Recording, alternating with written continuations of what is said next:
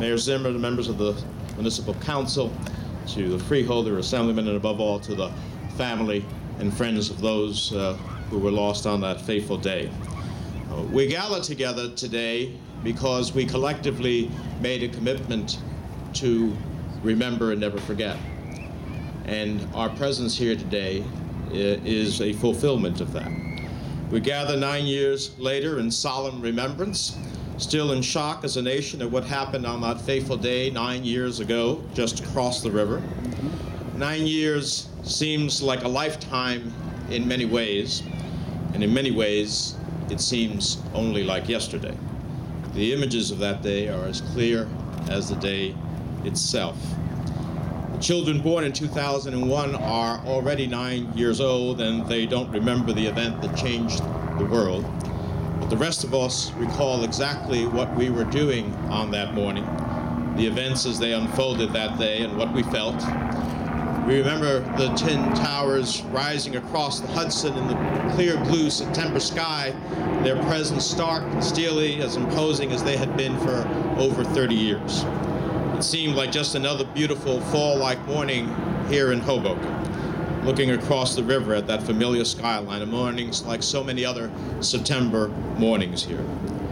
And then we stood witness to history, unable to imagine what was happening before our eyes and what the future would hold, and that blue sky turned gray. Smoke and ash blanketed the city, rising up like a signal to the world that everything had changed. That day, a man in a cave in Afghanistan, whom many had never heard of, a jihadist who had fought with the Mujahideen to defeat the Russians, shifted the realities of the world and posed a new threat that would lead us into 2 wars.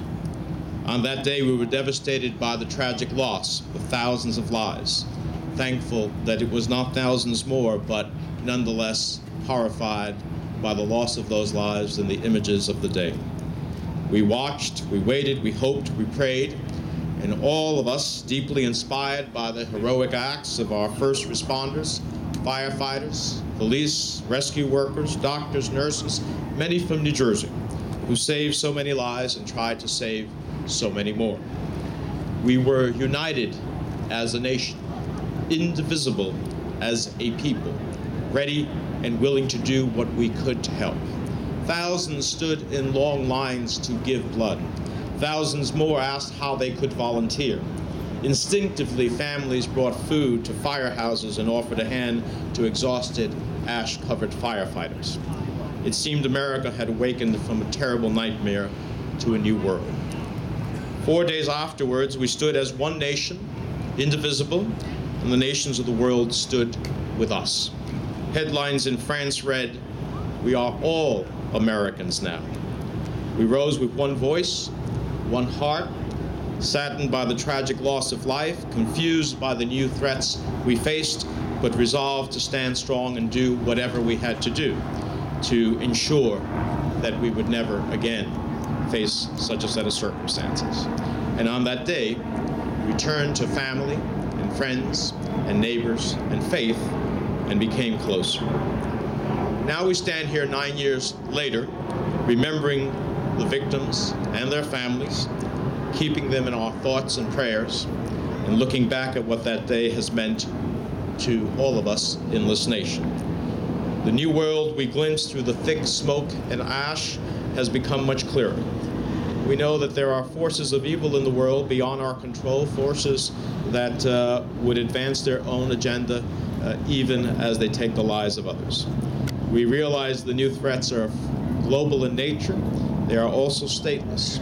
The old order no longer holds, and the world has become a far more dangerous and challenging place.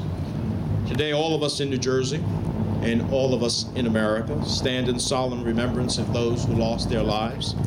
We stand in solidarity with the family and friends of the victims of September 11th, and we stand resolved, as we are here today, never, never to forget.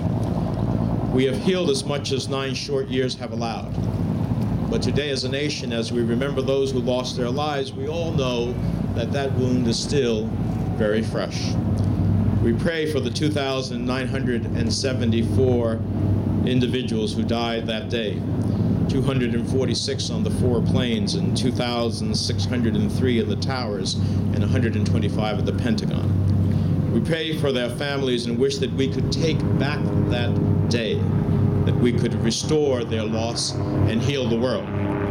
But all we can do is stand united against the threats we face and resolve to remember the day that began it all, September 11th, 2001. And all we can say is, in the words of Robert Louis Stevenson, give us the strength to encounter that which is to come, that we be brave in peril, constant in tribulation, temperate in wrath, and in all changes of fortune and down to the gates of death, loyal and loving one to another.